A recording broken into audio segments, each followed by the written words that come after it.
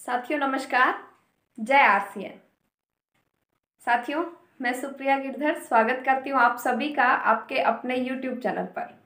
साथियों, जैसे कि आप सभी जानते हैं कि ये जो चैनल है ये आरसीएम बिजनेस को समर्पित है और इस चैनल पर हम आरसीएम से रिलेटेड सभी वीडियोस लगातार डालते रहते हैं ताकि पूरे आरसीएम परिवार को मदद मिल सके। और आज साथियों, आप जैसे कि जानते हैं कि आरसीएम का जो मार्केटिंग प्लान है वो आरसीएम बिजनेस की जान है। अगर आप आरसीएम बिजनेस में सफल होना चाहते हैं तो सबसे पहले आपको आरसीएम का मार्केटिंग प्लान पता होना चाहिए कि आरसीएम जो है वो कॉन्सेप्ट क्या है, सिस्टम क्या है, किस सिस्टम पर आरसीएम काम करता है, ये आपको पता होना चाहिए। और अगर आप इस बिजनेस में सक्सेसफुल होना चाहते हैं तो सबसे पहला कदम जो आपको उठाना चाहिए वो यही है कि आपको आरसीएम बिजनेस प्लान सीखना चाहिए। हमें बहुत टाइम हो जाता है आरसीएम से जुड़े हुए, आरसीएम को ज्वाइन किए हुए 2-2 साल हो जाते हैं, लेकिन फिर भी आरसीएम का मार्केटिंग प्लान नहीं आता दिखाना, उतना कॉन्फिडेंस नहीं होता और फिर उसके बाद हम कह देते हैं कि हमने भी आरसीएम करके छोड़ दिया। तो साथियों, अगर आप आरसीएम बिजनेस में सफल होना चाहते हैं, अगर आप ऊंचाई तक जाना चाहते हैं, साथियों जैसे कि ऊपर अगर मान लीजिए छत पर आपको जाना है तो एक एक सीढ़ी कर कर ही आप छत पर जा सकते हैं, डायरेक्ट आप छत पर नहीं जा सकते। इसी तरीके से आरसीएम में आप बड़ी बड़ी पिनों को अगर अचीव करना चाहते हैं तो एक एक स्टेप करके ही आपको ऊपर जाना है, और जिसमें सबसे पहला स्टेप जो है वो यही है कि आपको आरसीएम बिजनेस का मार्केटिंग प्लान आना चाहिए। तो आज हम उसी मार्केटिंग प्लान के बारे में बात करने वाले हैं कि आरसीएम बिजनेस जो है वो किस कॉन्सेप्ट पर काम करता है। साथियों, अगर आपको ये वीडियो अच्छी लगे तो आप इस वीडियो को लाइक जरूर करें, इसको ज्यादा से ज्यादा लोगों तक शेयर करें और चैनल को सब्सक्राइब भी जरूर करें। आपके हर एक लाइक, शेयर और सब्सक्राइब से हमें बहुत मोटिवेशन मिलता है और हम इसी तरह नए नए वीडियोस लेकर आप सभी के सामने आते रहेंगे। तो चलिए साथियों, आज के इस वीडियो की हम शुरुआत करते हैं। आज हम वैसे तो साथियों आरसीएम का जो मार्केटिंग प्लान है वो काफी बड़ा है, 3-4 स्टेप में, 3-4 भाग में हम उसको बांटते हैं। तो आज इस वीडियो में सबसे पहले हम आरसीएम बिजनेस मार्केटिंग प्लान के पार्ट 1 की बात करने वाले हैं। और मैं आपको ये भी बताऊंगी कि अगर आप मार्केटिंग प्लान सीख रहे हैं तो किन किन बातों का आपको ध्यान रखना चाहिए। सबसे पहली खास बात तो ये है साथियों कि अगर मैं अपने बारे में बताऊं, मैंने जब आरसीएम का मार्केटिंग प्लान सीखा था तो मुझे मेरे अपलाइन ने बताया कि बिल्कुल हूबहू सेम वर्ड आपने चूज करने हैं। जो अपलाइन बता रही हैं, जो आपको प्लान सिखा रहे हैं, आपके जो वर्ड हैं वो सेम होने चाहिए। अक्सर हम क्या गलती कर देते हैं, अपनी तरफ से ही बातें जोड़ना शुरू कर देते हैं। तो साथियों ऐसा हमने नहीं करना है, क्योंकि आप देखिए ये जो मार्केटिंग प्लान जो मैं अभी आपको बताने वाली हूँ, ये पिछले लगभग जब से आरसीएम शुरू हुआ है, मतलब पिछले 20 साल से यही चलता आ रहा है। अगर हर व्यक्ति इसमें थोड़ा थोड़ा बदलाव करना शुरू कर दे, अपने हिसाब से कुछ जोड़ना शुरू कर देता, तो आज इस मार्केटिंग प्लान की शक्ल, सूरत, रूप कुछ और ही होता। तो मैंने जो मार्केटिंग प्लान सीखा है, मेरे अपलाइन से सीखा है, बिल्कुल हूबहू वही वर्ड मैंने लिए थे और उन्होंने मुझे बताया कि उन्होंने भी अपनी अपलाइन से सीखा और बिल्कुल हूबहू सेम टू सेम वही वर्ड्स उन्होंने वहां से लिए थे। यानी कि आरसीएम में आपने अगर मार्केटिंग प्लान सीखना है तो आपने अपना दिमाग नहीं लगाना, आपने हूबहू कॉपी और पेस्ट करना है। यानी सिंपल लैंग्वेज में अगर मैं कहूँ तो आपने नकल मारनी है। जितनी अच्छी आप नकल मारना सीख जाएंगे आरसीएम बिजनेस में, आप उतने ही ज्यादा सफल होते चले जाएंगे। तो सबसे पहली खास बात जो है वो यही है कि आपको अपनी तरफ से कुछ नहीं जोड़ना। अभी हम बात करते हैं आरसीएम बिजनेस प्लान के पार्ट 1 के बारे में।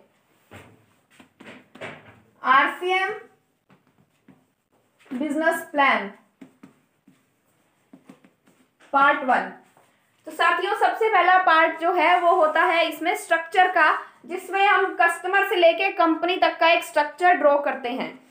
तो इसमें भी सबसे पहली और खास बात ये है कि आपको यहां से राइट साइड से शुरू करना है, कस्टमर से शुरू करना है कि हम सभी कस्टमर्स हैं और हम अपनी जरूरत की चीजें, अपनी जरूरत का सामान कहां से लेकर आते हैं? हम लेकर आते हैं रिटेलर से।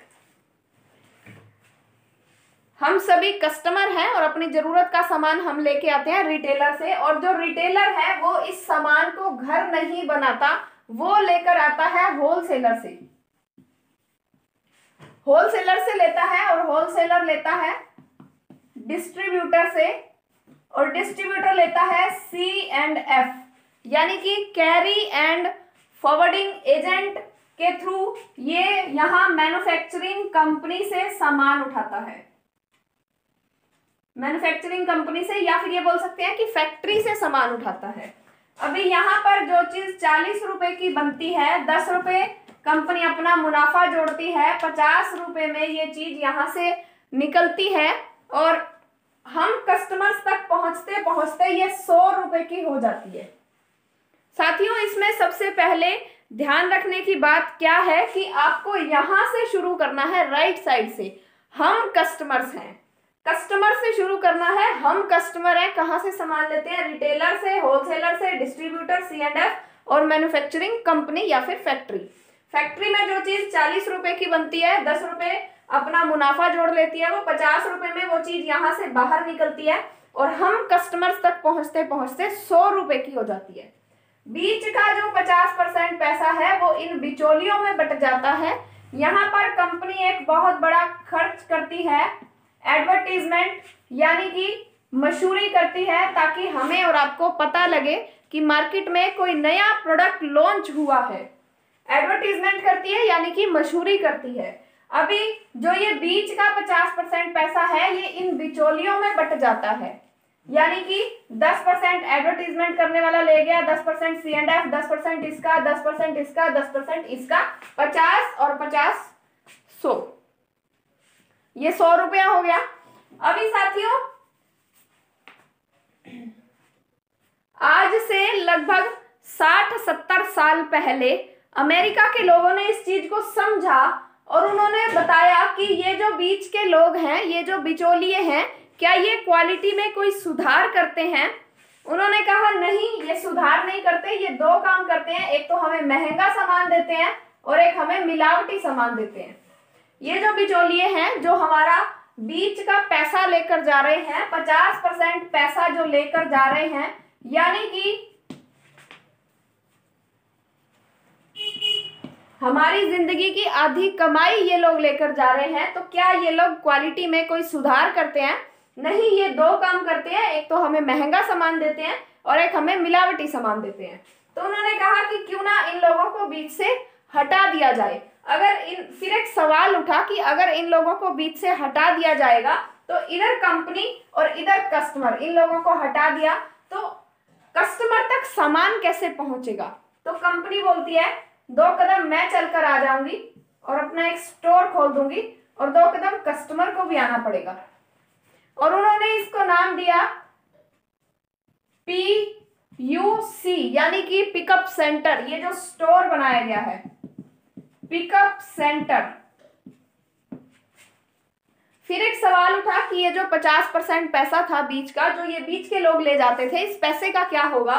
तो कंपनी बोलती है यहां से यहां तक का 5% मेरा ट्रांसपोर्ट का खर्चा बढ़ जाएगा, बाकी जो 45% पैसा है कंपनी बोलती है वो मेरे किसी काम का नहीं है, वो हम कस्टमर्स की खून पसीने की कमाई है। एक सिस्टम के द्वारा ये 45% पैसा कंपनी हमें ही वापस बांट देती है।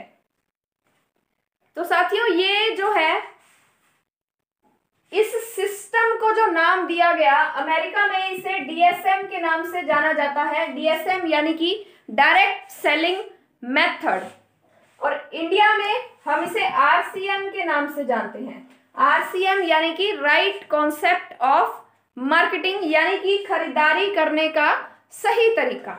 साथियों, ये आपने RCM बिजनेस प्लान का पार्ट 1 देखा है। आप देखिए, आप इसका स्क्रीनशॉट भी ले सकते हैं और इसको आपने बार बार प्रैक्टिस करनी है। और इसमें ध्यान रखने योग्य बातें क्या क्या हैं ये मैं अभी आपको बताती हूँ। सबसे पहली बात तो ये है कि जो वर्ड्स यहाँ पर बताए गए हैं ये मेरे अपने नहीं हैं, ये जिनसे मैंने प्लान सीखा था ये उनके हैं, और मैंने भी वहाँ से नकल मारी थी या मैंने भी वहाँ से कॉपी किया था, तो आपने भी इसी तरीके से कॉपी करना है अपनी तरफ से, इसमें कोई भी बात नहीं जोड़नी है। दूसरी ध्यान रखने वाली बात इसमें क्या है, आपने यहां से शुरू करना है, राइट साइड से, कस्टमर से शुरू करना है, retailer, wholesaler, distributor, C&F agent और मैन्युफैक्चरिंग कंपनी। हिंदी में अगर मैं बताऊं, कस्टमर यानी कि ग्राहक, ग्राहक कहां से सामान लेता है, रिटेलर से यानी कि नजदीक की किसी छोटी दुकान से, और वो जो छोटी दुकान वाला है वो कहां से लेता है, वो सामान लेके आता है बड़ी दुकान से, थोक की दुकान से, थोक विक्रेता से। अभी ये थोक वाला कहां से लेता है, एजेंट से लेता है, और ये जो एजेंट है ये डिस्ट्रिक्ट लेवल पे एक ही होता है, ये डिस्ट्रिक्ट लेवल के एजेंट से लेता है। और ये डिस्ट्रिक्ट वाला एजेंट कहां से लेता है, ये स्टेट लेवल के एजेंट से लेता है, C&F, carry and forwarding agent, यानी कि ये दोनों जो है ये एजेंट हैं। अगर मैं सिंपल लैंग्वेज में बात करूं, हम सब ग्राहक हैं, ग्राहक लेता है छोटी दुकान से, छोटी दुकान वाला लेता है बड़ी दुकान से, बड़ी दुकान वाला लेते हैं, ये दो एजेंट होते हैं बीच में, इन दो एजेंट से लेता है। और ये एजेंट कहाँ से उठाता है, ये कंपनी से उठाता है, फैक्ट्री से सामान उठाता है। तो इस बात का भी आपको ध्यान रखना है कि हमेशा आपको यहाँ से शुरू करना है और यहाँ पर खत्म करना है। उसके बाद ये बताना है कि जो चीज यहाँ 50 की बनी वो 100 की हो गई, बीच का पैसा बिचौलिए खा गए, 50% पैसा था, ये क्वालिटी में कोई सुधार नहीं करते, ये महंगा भी देते हैं और मिलावटी भी देते हैं, जिसकी वजह से हम कस्टमर्स का डबल नुकसान हो रहा है। तो अमेरिका वालों ने इस सिस्टम को शुरू किया, कब शुरू किया था, सन 1959 में। उन्होंने क्या कहा कि बनाना कंपनी ने है, इस्तेमाल करना कस्टमर ने है, ये लोग क्वालिटी में कोई सुधार नहीं करते, महंगा भी देते हैं और मिलावटी भी देते हैं, इन लोगों को बीच से हटा दो। फिर इनको हटा दिया तो सवाल उठा कि यहाँ कंपनी और यहाँ कस्टमर, कस्टमर तक सामान कैसे पहुंचेगा। कंपनी कहती है 2 कदम मैं चल के आ जाऊंगी और अपना एक स्टोर खोल दूंगी, 2 कदम कस्टमर आ जाएगा। फिर एक सवाल उठा कि जो ये पैसा बिचौलिए ले जाते थे, इस पैसे का क्या होगा। कंपनी कहती है यहाँ से यहाँ तक का 5% मेरा ट्रांसपोर्ट का खर्चा बढ़ जाएगा, यानी कि यहाँ से यहाँ तक का जो सामान आ रहा है उसका खर्च होगा, ये ट्रांसपोर्ट का खर्च होगा। बाकी जो 45% पैसा है वो कंपनी कहती है मेरे किसी काम का नहीं है, वो हम कस्टमर्स की खून पसीने की कमाई है, और एक सिस्टम के द्वारा ये पैसा कस्टमर को ही वापस मिल जाता है। और इसको नाम दिया गया DSM, डायरेक्ट सेलिंग मेथड, और इंडिया में इसको हम RCM के नाम से जानते हैं। और ये जो दुकान बनाई गई है इसको हम पिकअप सेंटर बोलते हैं। तो साथियों, इस तरीके से आप RCM बिजनेस प्लान का ये पार्ट 1 सीख सकते हैं। और अगर आपने इसके बाद और आपको वीडियोस मिलते रहेंगे, पार्ट 2 में किन किन बातों का ध्यान रखना है, पार्ट 3 में किन किन बातों का ध्यान रखना है, पार्ट 4 में किन किन बातों का ध्यान रखना है, वो सभी वीडियोस आपको मिलते रहेंगे। लेकिन अगर आपने पार्ट 1 पूरी अच्छी तरीके से सीख लिया है तो ही आप पार्ट 2 को सीखिए, वरना अगर आपने पार्ट 1 को अच्छे से नहीं सीखा है, बार बार आप कॉपी पेन लेकर, डायरी पेन लेकर प्रैक्टिस कीजिए। एक बार में समझ नहीं आता तो वीडियो को दूसरी बार चलाइए, तीसरी बार चलाइए, चौथी बार चलाइए, बार बार इस वीडियो को आप देखते रहिए ताकि आप अच्छे तरीके से सीख जाएं। जब आप अच्छे तरीके से सीख लेंगे तभी आप दूसरे स्टेप पर जाएं। तो साथियों, ये RCM बिजनेस का पार्ट 1 था।